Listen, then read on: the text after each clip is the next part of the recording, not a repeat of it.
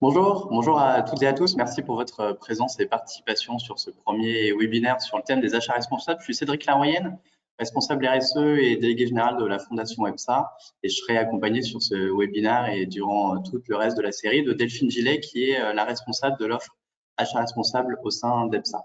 Alors, juste très rapidement en introduction, EPSA et pourquoi est-ce que ce sujet-là? EPSA, c'est une boîte qui a 20 ans d'existence, une hyper-croissance sur les 3-4 dernières années et une offre de service à 360 qui œuvre sur l'intégralité des structures de coûts d'une entreprise, aussi bien les achats, c'est d'ailleurs la famille première, et puis les optimisations de charges fiscales, sociales, la trésorerie, l'optimisation de la performance, du financement de l'innovation ou de l'efficacité énergétique.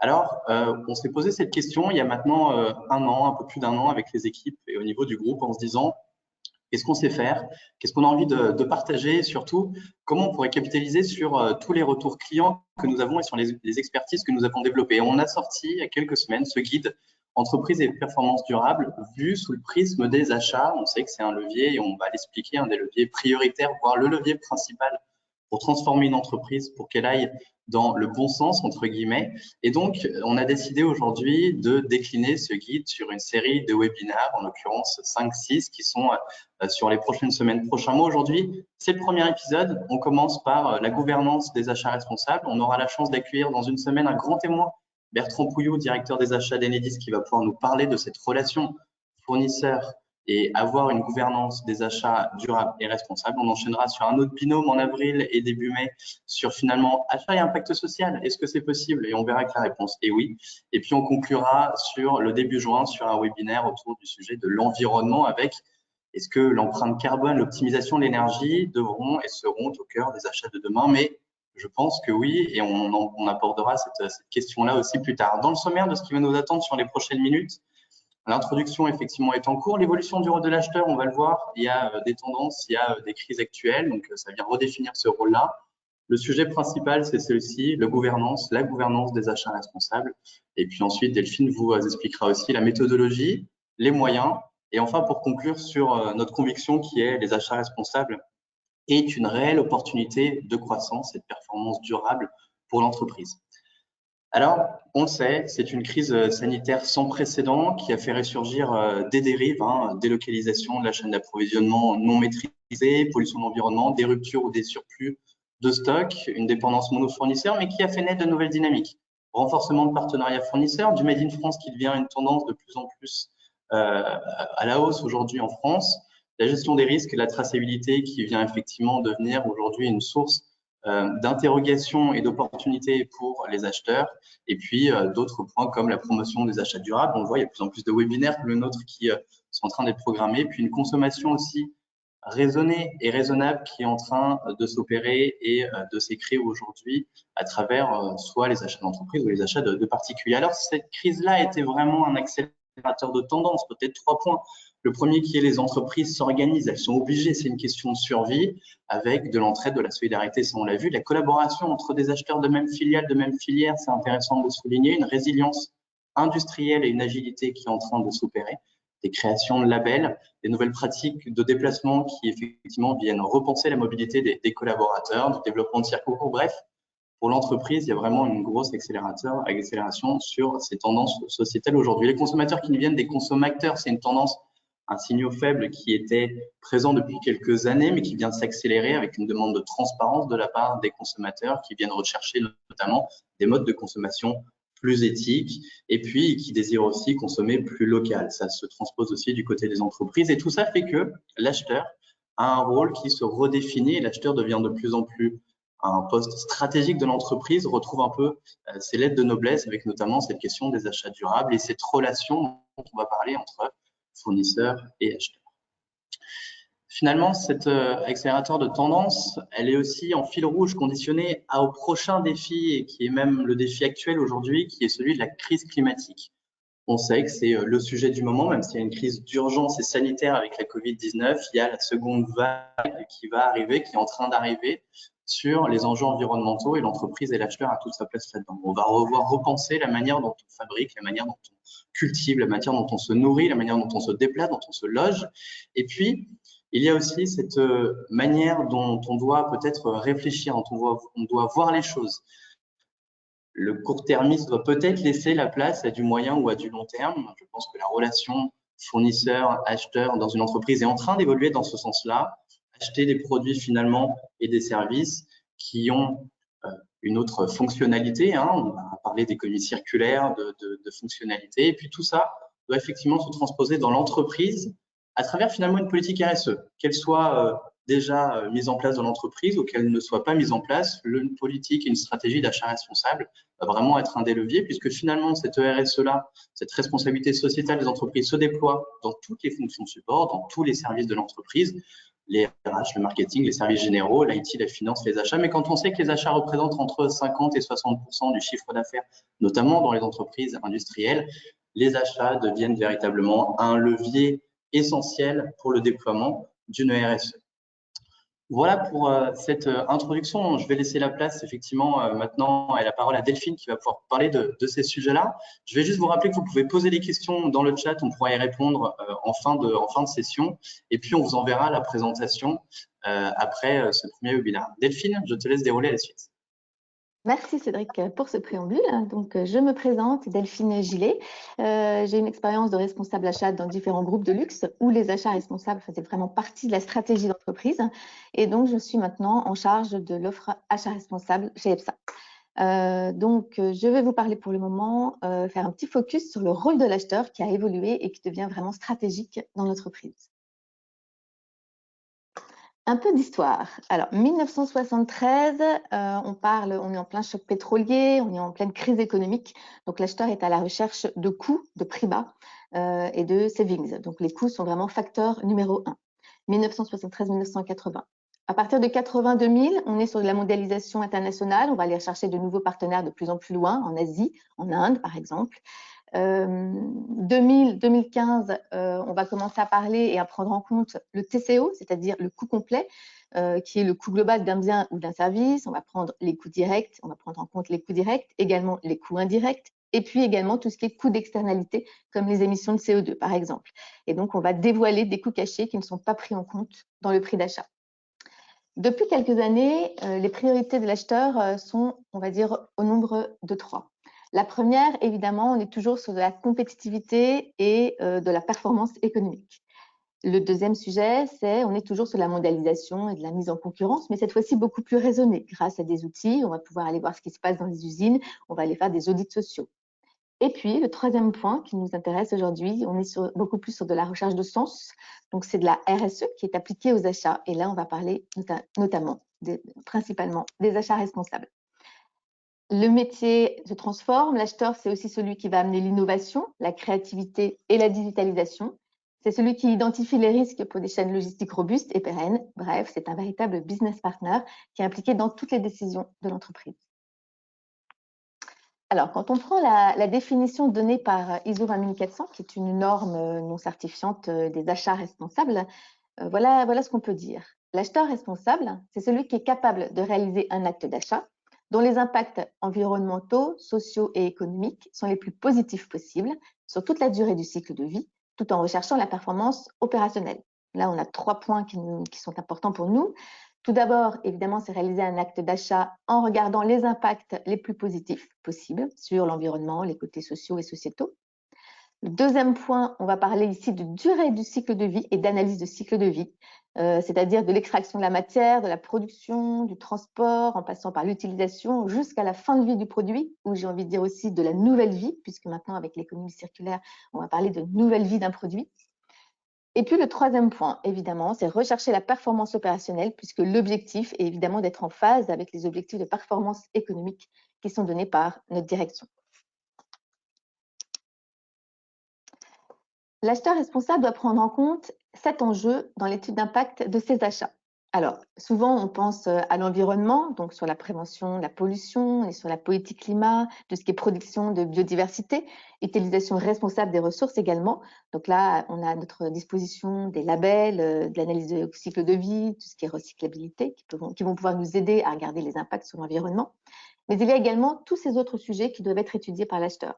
Tout ce qui est évidemment conditions et relations de travail, donc c'est la santé et la sécurité chez mon fournisseur, Donc là, on va pouvoir regarder des labels, on va pouvoir procéder à des visites sur place.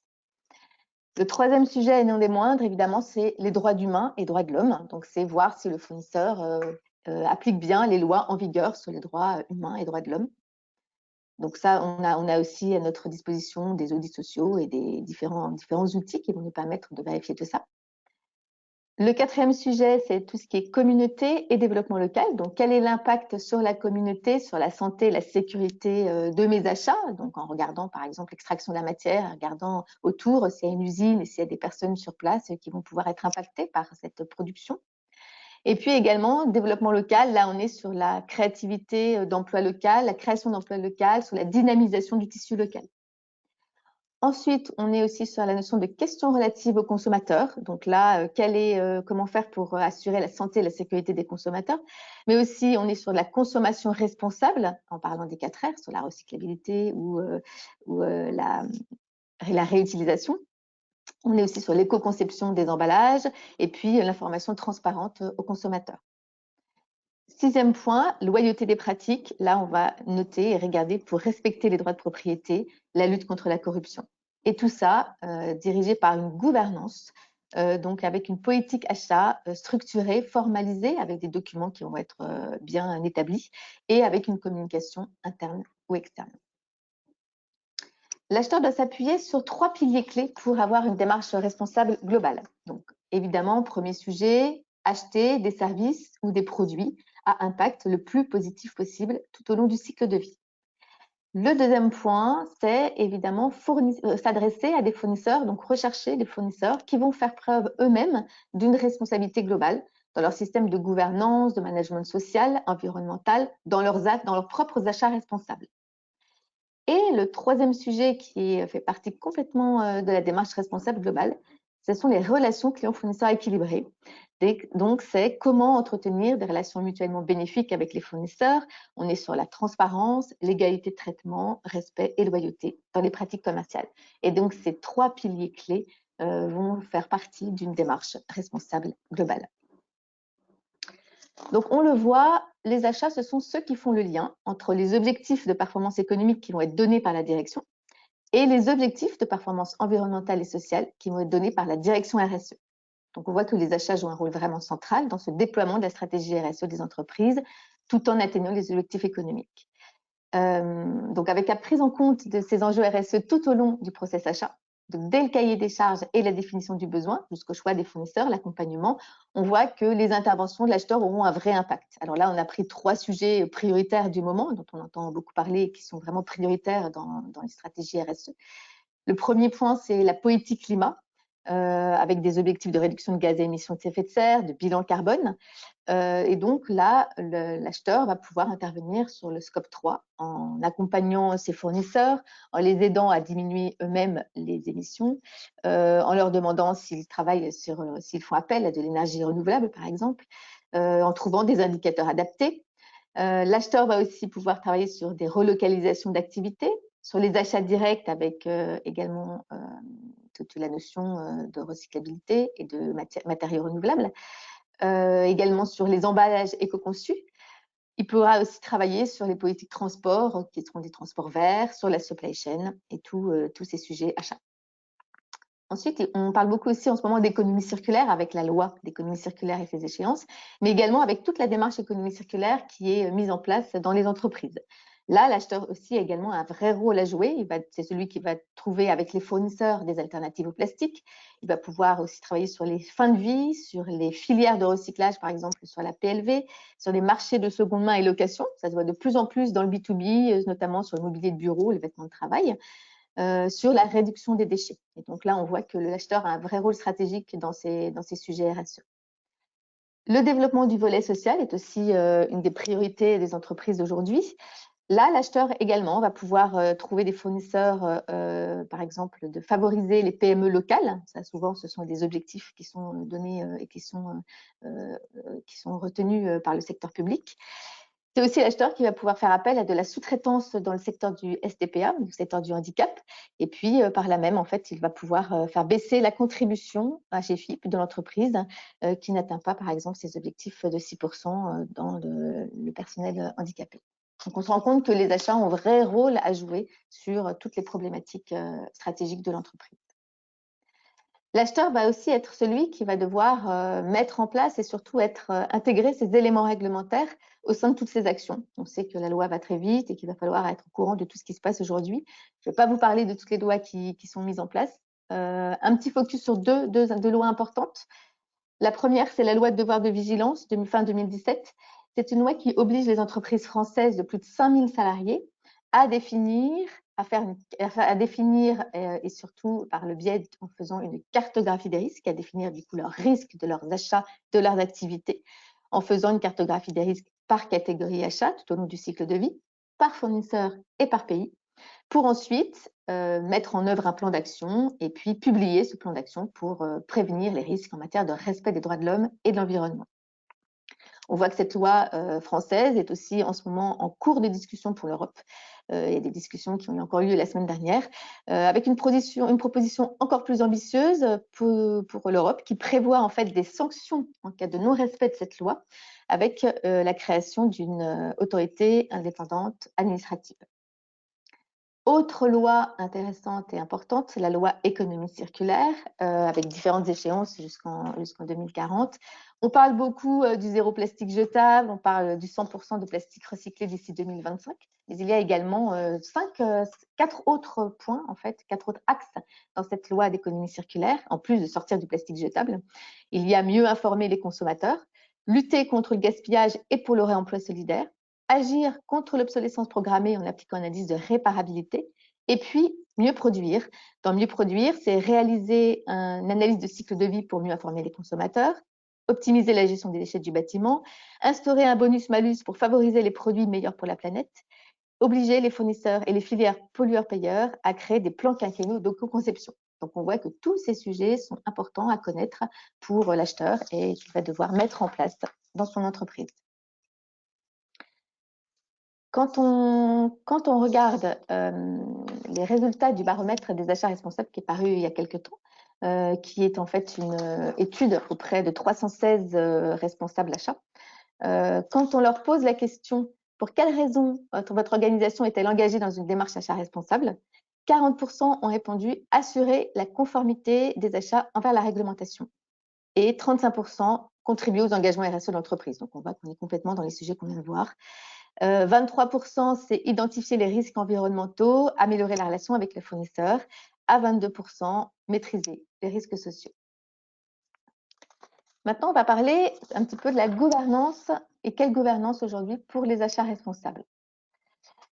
Comme on le voit, les achats doivent être au cœur de la gouvernance RSE des entreprises et donc ces directions achats doivent répondre aux objectifs globaux RSE qui vont être fixés par les directions générales. Donc, un des premiers sujets, évidemment, c'est de travailler en étroite collaboration avec la direction RSE en partageant avec eux la stratégie achat responsable. Ensuite, un autre point important, les achats doivent être intégrés aux réunions de direction décisionnelles et stratégiques et bien en amont de toutes les décisions qui vont être prises dans l'entreprise. On le voit aussi, l'acheteur est toujours est au centre des parties prenantes, internes, externes. On le voit, hein, fournisseur, actionnaire, direction, opération, marketing. Donc, il est le centre d'un écosystème très important. Et donc, on préconise par exemple d'identifier des référents parmi les parties prenantes, comme la RSE, la finance ou le marketing ou la R&D, pour travailler en mode projet avec des groupes de travail sur différentes thématiques comme l'économie circulaire, les politiques de déplacement, pour créer un peu des dynamiques et travailler ensemble avec les différents besoins des référents et des parties prenantes. Quelle méthodologie pour construire une politique achat responsable performante? Donc, en premier lieu, en fait, comme on le voit, hein, la politique achat responsable, c'est vraiment le pilier de la démarche et de la méthodologie à appliquer pour satisfaire ses ambitions RSE.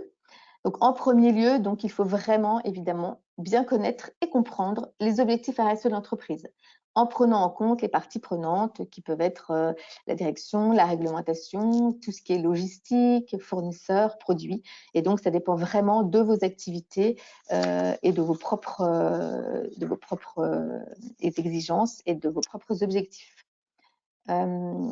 Ensuite, il va falloir définir une politique achat et une vision achat responsable par thématique RSE avec la formalisation des documents en tenant en compte toujours des objectifs de performance économique et de maîtrise des impacts. Ensuite, on va établir un plan d'action. Un plan d'action, ça consiste à faire tout d'abord une cartographie des risques. On l'a vu par catégorie achat, par enjeu, en étudiant le cycle de vie, par fournisseur, également par pays. On va ensuite hiérarchiser, prioriser ces enjeux en fonction des objectifs de l'entreprise. Et puis, identifier des actions pour minimiser les risques par catégorie achat. Et ensuite, on va pouvoir t'aider de ça pour ensuite mettre des indicateurs, par exemple, dans l'appel d'offres, et on verra par la suite tout le long du process achat. Ensuite, on va pouvoir formaliser une feuille de route avec des objectifs, un planning précis. Et tout ceci est évidemment à communiquer toujours en interne et en externe à chaque étape du processus. Donc en interne auprès des différentes parties prenantes et puis en externe auprès des fournisseurs notamment pour agir en toute transparence et pour que tout le monde soit bien au courant des objectifs de cette démarche de stratégie achat responsable. Quels sont les moyens à mettre en œuvre pour soutenir cette politique? Donc on le voit, en tant qu'acheteur responsable, on a le choix entre plusieurs moyens. On peut s'appuyer sur une méthodologie éprouvée et puis il y a différents outils également qui existent pour travailler sur ce process achat responsable. En premier lieu, il faut rédiger une charte achat responsable pour engager ses achats vis-à-vis de ses fournisseurs avec des objectifs clairs et mesurables. Ensuite, on l'a vu, on va faire une analyse des risques, mais également la faire évoluer dans le temps, puisqu'en fait, en fonction des actions que vous allez avoir mises en place pour minimiser les impacts sur les 7 enjeux, au fur et à mesure, normalement, votre analyse des risques va changer et va être modifiée en fonction de toutes ces actions que vous aurez mises en place auprès des fournisseurs, auprès des catégories d'achat.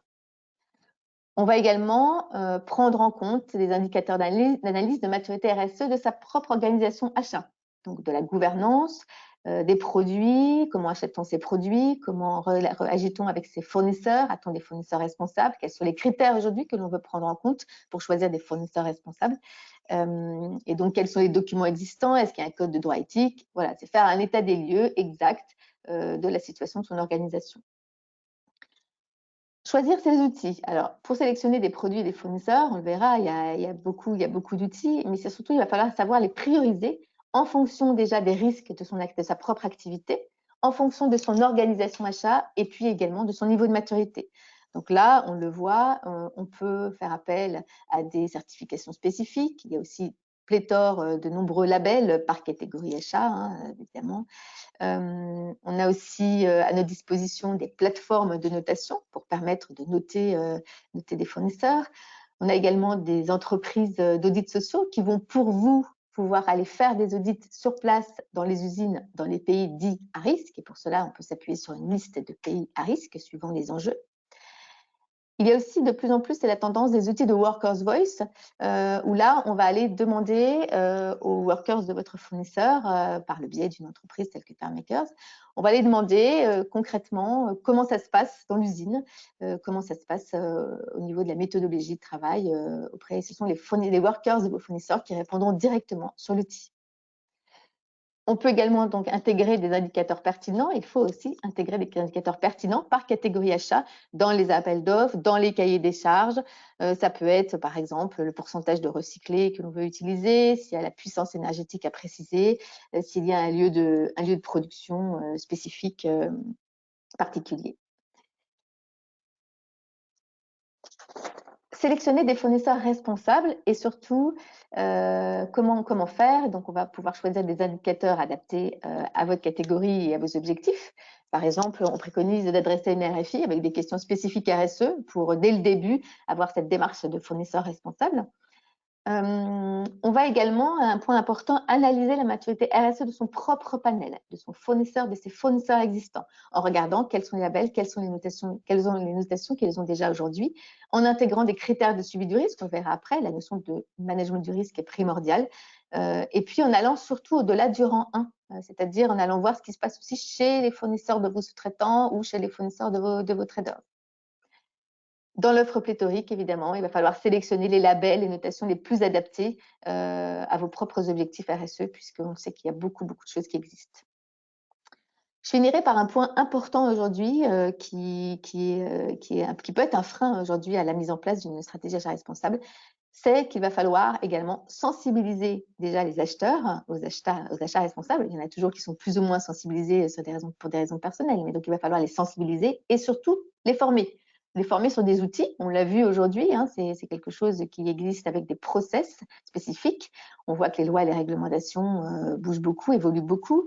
On va aussi les former sur les sujets de management du risque, l'approche cycle de vie ou de TCO, également les indicateurs de suivi de performance, les clauses spécifiques RSE qu'on va pouvoir mettre dans les contrats, et tous ces sujets qui font qu'aujourd'hui, la démarche achat responsable, c'est quelque chose qui ne s'invente pas. Il va falloir être formé et sensibilisé sur tous ces achats pour ensuite pouvoir atteindre les objectifs qui vont être donnés par la direction achat. Là, on a repris en fait le process achat et on peut voir qu'en fait, on peut mettre et implémenter des sujets RSE sur toutes les catégories achats, sur tout le long du process achat. Alors, on va partir sur la définition du besoin. Donc là, on va parler du juste besoin en challengeant le prescripteur. Ça peut être une démarche aussi pour diminuer et en tout cas être sûr qu'on s'adresse et qu'on va s'adresser au juste besoin. On peut travailler également sur l'éco-conception, l'analyse de cycle de vie. On va pouvoir intégrer des indicateurs dès le cahier des charges sur la matière, sur les produits. Et puis, on va aussi pouvoir, par exemple, déjà pouvoir noter des certifications et des labels qui sont souhaitables pour notre catégorie achat, pour notre propre activité, en fonction de nos objectifs. Ensuite, on va rechercher des fournisseurs responsables en fonction de ces objectifs. Donc, par exemple, choisir des labels et des notations spécifiques. On va pouvoir les aider sur des plans de continuité. On peut, par exemple, travailler avec des partenaires issus du STPA, du secteur du handicap ou des quartiers prioritaires. On va pouvoir faire aussi des visites sur place et des audits sociaux pour être sûr que ces fournisseurs respectent les critères que l'on s'est choisis. Ensuite, on va lancer l'appel d'offres. Donc là, on est sur toute la notion de transparence dans les critères de choix, pondération des critères de choix, où on va pouvoir choisir un fournisseur en fonction de critères de prix, mais aussi sur une réponse technique et sur une réponse RSE. Et donc, leur dire dès le début le pourcentage qui va être mis en place pour pour prendre en compte leur choix avec les différents critères. On est aussi sur la notion de confidentialité, de politique de propriété intellectuelle et donc de NDA, par exemple, à faire signer avant tout appel d'offres. Ensuite, on est sur la partie négociation et contractualisation. Donc, on va pouvoir intégrer des clauses RSE et formaliser ces éléments du cahier des charges dans des contrats. Et pour finir, on est évidemment sur un sujet aussi important, on est sur le suivi de la performance. Donc, le but, c'est on va pouvoir choisir des indicateurs bien définis pour ensuite les suivre et pouvoir faire ensuite des plans d'amélioration sur ces critères définis.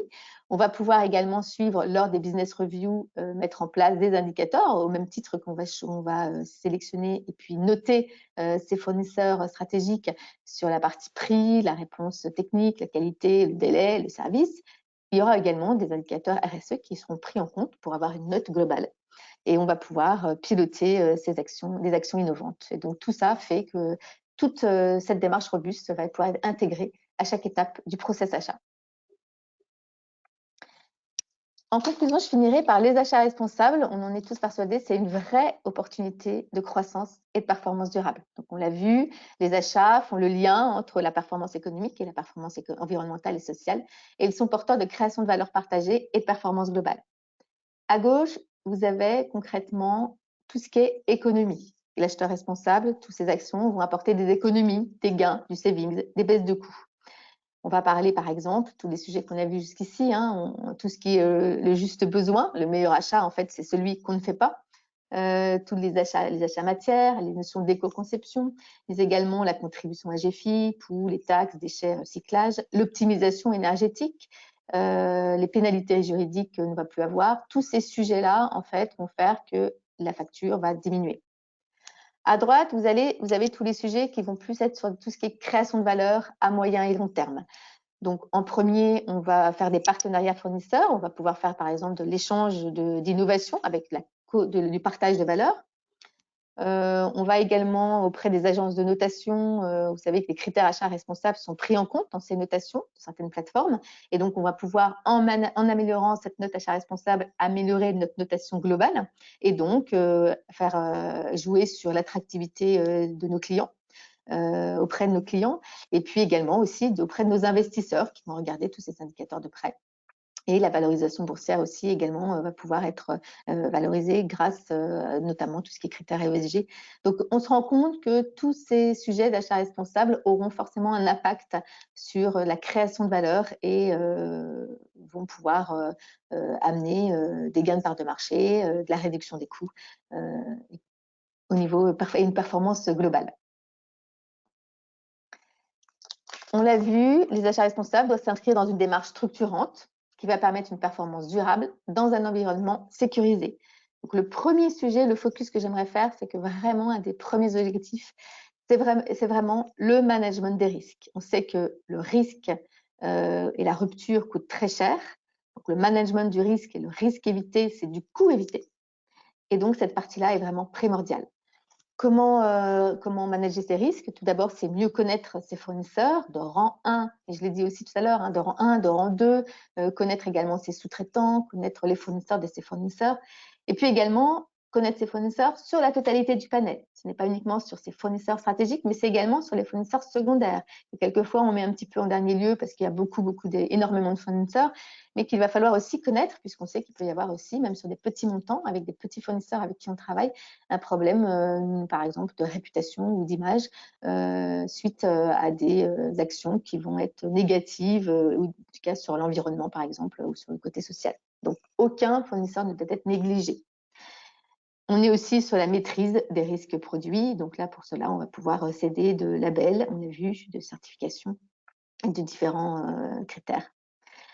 Comment également mettre en place une chaîne d'approvisionnement robuste? On va partager les risques pour mieux les anticiper. Et puis, on est aussi sur de la conformité réglementaire. Donc là, on a mis devoir de vigilance, il y a aussi toutes les lois qu'on vient de voir, qui vont nous permettre de manager les risques et d'éviter les coûts et les surcoûts. Le deuxième point important, c'est que la collaboration fournisseur va être renforcée. On va, du coup, par cette confiance et rigueur dans les échanges, on va pouvoir faire des accompagnements de plans de progrès à court moyen terme. On va être également dans une notion de partage de valeur et d'innovation. Donc, en partageant l'innovation, on va pouvoir co-créer de la valeur. Et donc, le troisième sujet, non des moindres, c'est évidemment l'optimisation des coûts globaux. Donc, on l'a vu jusqu'ici, on va rechercher le juste besoin, développer l'éco-conception et tous les sujets achats responsables qu'on vient de voir. On va raisonner en coût global. Et tous ces sujets-là vont faire que on va atteindre un cercle vertueux. Et ce cercle vertueux des achats responsables va nous permettre d'atteindre nos objectifs de performance économique, tout en acceptant et tout en atteignant nos objectifs de performance environnementale et sociale. Voilà, j'en ai fini pour cette présentation. Et si vous le voulez maintenant, on peut passer aux questions-réponses. Merci beaucoup Delphine. Effectivement, on peut maintenant passer à la session de questions et de réponses. Donc, vous avez sur votre droite le chat sur lequel vous pouvez poser quelques questions. Il y a notamment, Delphine, une première question. Et puis, si on n'a pas le temps de répondre à toutes les questions, on s'engage derrière à vous faire une réponse et un retour par mail. Est-ce que la norme ISO 20400 est la seule norme de référence sur les achats responsables? Alors, bonne question. Et en effet, c'est bien une norme de référence, ISO 20400. C'est une norme internationale éditée par l'AFNOR. C'est la norme en fait qui régit les achats responsables. Souvent, on parle de la norme ISO 26000, qui est la norme RSE, et la norme ISO 20400, c'est celle qui découle de la 26000. C'est une norme en fait qui est appliquée aux achats responsables et qui en fait découle de la loi Sapin 2 et du devoir de vigilance. Et donc, comme vous l'avez compris, c'est une norme non certifiante qui permet de fournir aux entreprises, aux organisations, quelle que soit leur taille, du privé ou du public, des lignes directrices pour intégrer la RSE dans les entreprises et dans leur process achat, tout au long du cycle de vie. C'est vraiment en effet une certification, mais qui est structurante, mais qui est aujourd'hui, la seule aujourd'hui existante.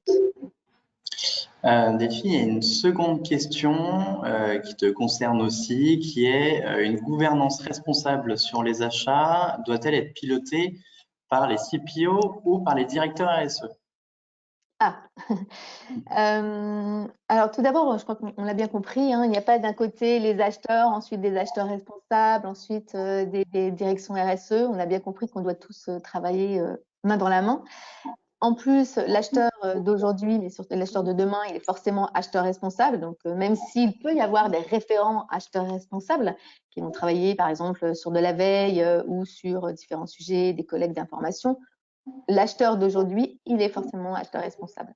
Donc, du coup, toutes les directives achats responsables doivent être données, évidemment, et sont données en général par les directions achats qui travaillent main dans les mains avec les directions RSE, puisque les objectifs direction RSE sont ensuite donnés à tous les services, notamment les achats.